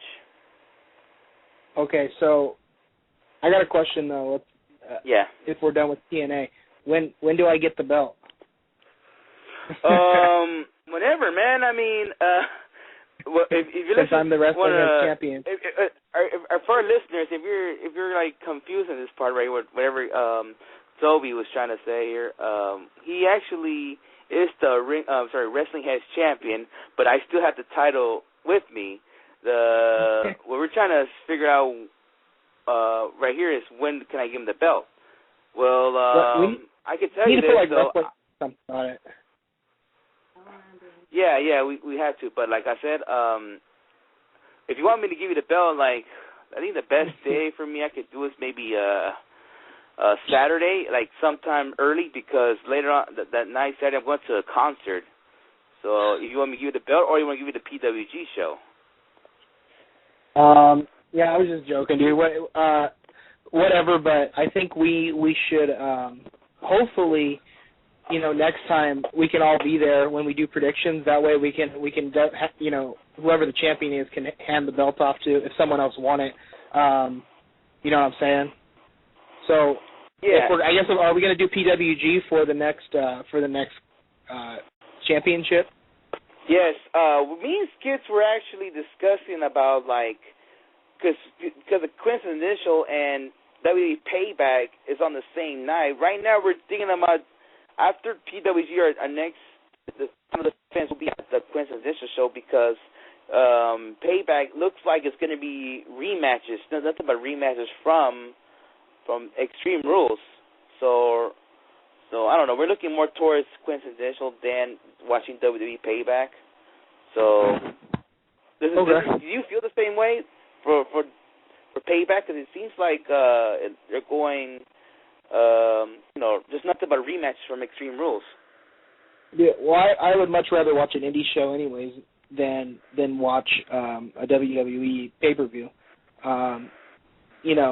Even as bad as Quintessential was last time, and I don't think it was the wrestler's fault either. It was a decent show. It's just that the crowd didn't know how to act. I'm like, it was like the worst crowd I've ever seen at a wrestling event. Dude, I mean, remember, like, half the people in your section didn't even move when a wrestler came flying right at him and was about to land on him, dude. I'm like, get the hell out of the way, I mean, those were your guys sitting in front of you, whoever was sitting in your section, but. Yeah, in our section, they're the loudest. Those three chicks, and I remember I told them I should give you guys pom-poms because you guys sound like cheerleaders pretty much. So, I mean, yeah, it was a dead show. Hopefully, maybe the next one will be better. We'll see. Maybe let's give it I'm gonna give it a little chance because it was actually the first show. So we'll see what happens. Yeah. All right. Do they have the card for that show yet, or is it Yeah, let me look. Let me look for that card. They announced the tournament, who and who's going to wrestle. Let me see. Let me see if I can find the card. Wow, my girlfriend just said Kevin Steen's going to be there. Dude, that's all right. We need to go now. Any card that Steen's on, I need to go. Oh my God! Say that again? I said we need to do that. We need to go, dude. Like. Yeah, he's going to be there. My girlfriend knows the whole card. She's trying to tell me right now. Well, I'm going to have to check on it right now.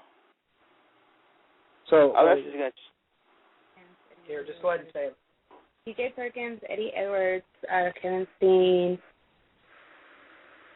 Oh. This is all from memory, by the way.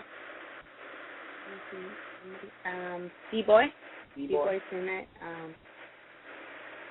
And then I'm looking for people. Joey Ryan? Joey Ryan. And then the other matches, the Rock Ness Monster versus, Ray Rosas is in it, too. I love Ray Rosas. He's so funny, dude. I think Ray Rosas, I mean, was that your first time seeing Ray Rosas with the fanny pack and everything? Yes, this is the first time I've seen him, and I saw him not too long ago again for Championship Wrestling from Hollywood. At the Red Cup Rumble, I saw him there too. So this I knew Ray Rosas for a while, but that Coincidental show was the first time I ever seen him wrestle in person. Yeah, he's hilarious, dude. Like, yeah, he keeps up with the funniest stuff in the ring, especially with the whole fanny pack thing, and very entertaining. Okay, my girlfriend said Rock and Sponsors versus the Young Bucks. That's going to be a decent match. And then Candice LeRae versus Baby. Candice versus who? Baby. Some other girl? Sure. Okay. So there you go. That's all card. Did you find it yet, Oscar? Oh, I kind of stopped because she was discussing. She was bringing it up. I was like, oh, okay. I'll start looking right now. Oh shit! I had it with me, but I clicked something else. Okay,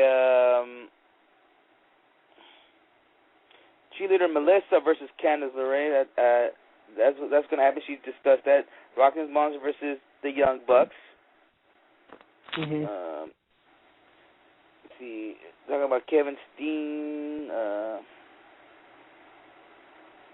B-Boy. What the hell? Where's the other matches? I saw. She was right about. Okay, Joey Ryan versus. Hold on. Oh, okay, Joey Ryan versus the guy from Vegas, Adam Thorsto. This is part of the tournament, and B-Boy against Kevin Steen. Eddie Edwards versus Ray Rosas. Brian Cage versus TJ Perkins, and that's the tournament right there. So that's actually a very hard. Hopefully, I'm gonna try to be as loud as possible this time too, because I wasn't feeling good that day. I was just getting over a cold, so I mean I can't really hate on the crowd that much because I was being pretty quiet too that day. But I'm gonna try to get into as much as possible because that's gonna be some good wrestling for sure. Yeah. Okay, let's see my good wrestling. Ring of Honor, Best in the World 2013 is coming out pretty soon. They announced 2 matches for the card so far. Did you hear about this or no? No, I have not. Okay, well, Best in the World is taking place June 22nd, 2013. So far, the world title match is going to actually be the Briscoes actually going against each other for the Ring of Honor World title match. That's interesting. And a single match will be Kevin Steen versus Matt Hardy. There's only 2 matches that have been announced so far. That upsets me, but okay. Why would they put Kevin in Matt? Like, oh my gosh, Steen would just destroy him if that was actually a real match. Oh man, whatever. Okay, I would much rather see Steen against one of their guys versus against a former WWE guy, but okay. What else? That's all it is so far. just those 2 matches been announced so far for Ring of Honor Best in the World. Was going to take place next month at the 22nd.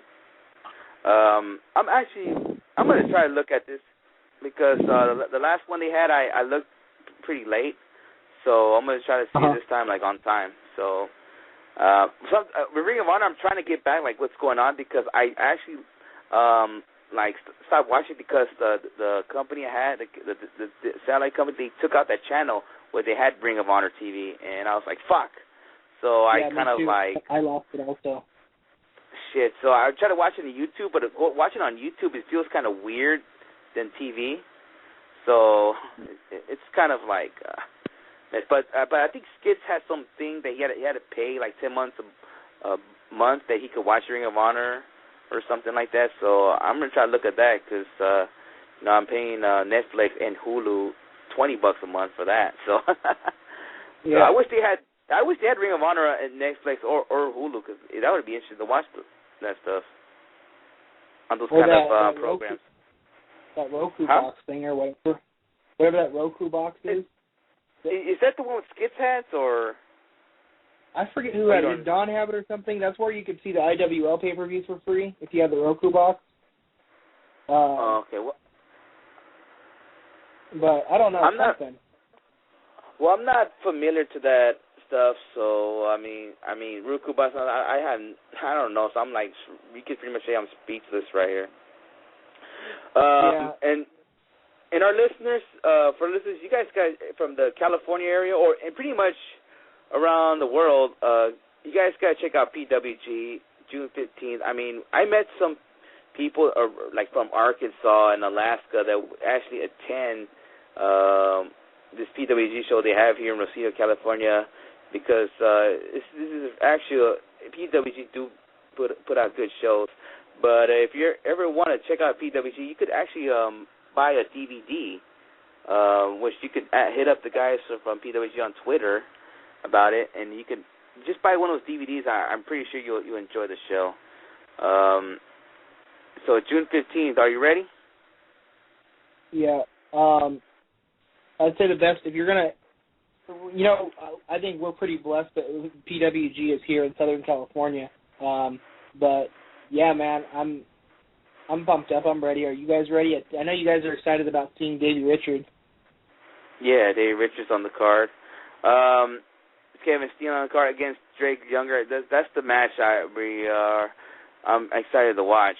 I mean, I want to do predictions, but I want to take time because maybe the show before PWG we should do our predictions for PWG. So and let's see who will walk out that title. So we're going to make that one for the title, then the PWG show. Me and Skits were just get the PWG show, and then the next day for Coincidental. So we might have to do predictions for both shows on that show. We'll see. We're gonna figure this out, but we will get there. Let's see, what time is it right now? We're getting to the end. So tonight, Toby, NXT, you gotta watch that because you will be. I mean, I know it kind of spoils for you, but everyone's gotta watch it, man. Well, I don't think my girlfriend's heard yet, so she'll be excited. Well, we'll probably turn it on right now as soon as we get done with the show here. Yeah. You have to watch it because it was a very good episode of NXT. I mean, seeing El Generico there, I just got me thinking. I just met this guy a few months ago, and at a PWG show right here in Rosita, California, and then he's already right here, and I'm pretty sure that the crowd loves him. And then you're gonna be thinking, damn, freaking casual fans will like this guy. Casual fans, people like guys who don't even know who he was before Sami Zayn, People are going to love Sami Zayn. I mean, I'm getting that. I just thought that they brought him in to be a Santino guy, which I'm dead wrong. I really am dead wrong. I mean, that's so good for them to put him over against, well, I'm not going to say because my girlfriend's right here, but, yeah, she said she's going to punch me if I give it away, but. Yeah, man. Can she hear me or no? Yeah, she can. Can she hear me or no? Okay. Yeah, I'm going to tell you. You're talking about the first match or the second match? I haven't. She hasn't heard anything yet, so don't say anything. She's gonna get mad at me. Okay, I'm not gonna say anything. I don't want to spoil it for your girlfriend there. So, I mean, watch NXT. I mean, I know you haven't seen Raw either, but watch NXT. It's worth watching. Just watch NXT Raw and then TNA. Just put it that way, because yeah. Oh, I also want to discuss this. Rumor has it that when CM Punk returns, he is turning babyface. And he's going to feud with Brock Lesnar, possible match for SummerSlam or Survivor Series. So what's your take on that, Toby? That probably is why they're giving him time off to make him babyface. That sounds right to me. Yeah, because they said that. Because they said they know they're going to cheer when CM Punk comes back. So they're like, might as well put him as a babyface and feud with Brock Lesnar. And possible it might happen at SummerSlam right here in Los Angeles, or it's going to take place at Survivor Series. So I would want to see it here in SummerSlam. And if they were smart, if this is the last SummerSlam they have here in LA, they got to put that match on SummerSlam.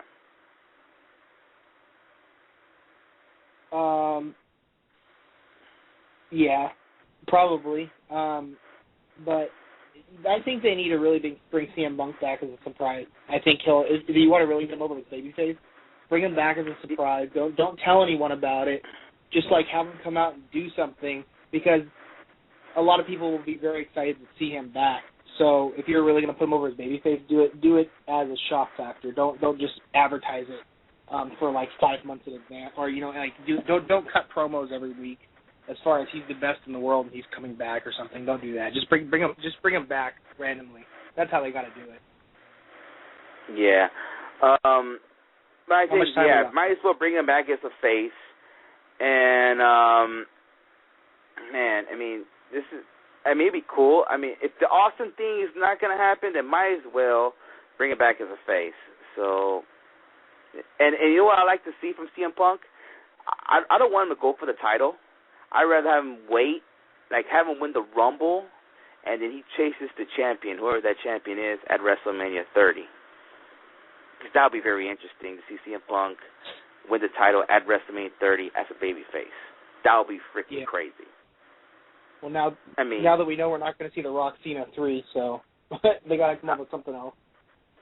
I think what looks like what they should do, if I was creative, I will have CM Punk versus John Cena. John Cena going in as the champion, and he wrestles CM Punk as the Royal Rumble winner as the champion, and CM Punk beats John Cena at WrestleMania 30. You should imagine how crazy that crowd would go. Especially a lot of people hate John Cena, and I'm planning to go to WrestleMania this year, and fuck it, I'm not a John Cena hater, but I'm actually gonna boo at him when he comes out because this will be an interesting match. And when CM Punk beats John Cena, I will go crazy. And it'll be a freaking great WrestleMania. I mean, if WWE were smart, that's what they should do. Well, I'll tell you what was that one pay-per-view where they had, it was in Chicago, and was it Money in the Bank? Money in the Bank? Yeah. Yeah, that one in Chicago. You know what, I bought that pay-per-view because of, just looking at it, you pretty much knew CM Punk was going to win that night, and you knew that the crowd was going to be so anti-Cena, and I was like, I got to see this. And they pretty much sold the whole pay-per-view. I don't buy many WWE pay-per-views other than the big ones, and that one pay-per-view, that one match sold that whole pay-per-view for me, and I was like, and cool, and the bonus is I get 2 ladder matches out of it. But yeah, hopefully it's that kind of a crowd reaction. Yeah. We're short of time right now, so Toby, do you want to give out your Twitter? Sure. At Toby4Wrestling. I just went ahead and followed Thrasher, so hopefully he follows me back, and maybe I'll get some more followers out of it. Okay. Go ahead, Oscar. And you guys can follow me at Sinister632.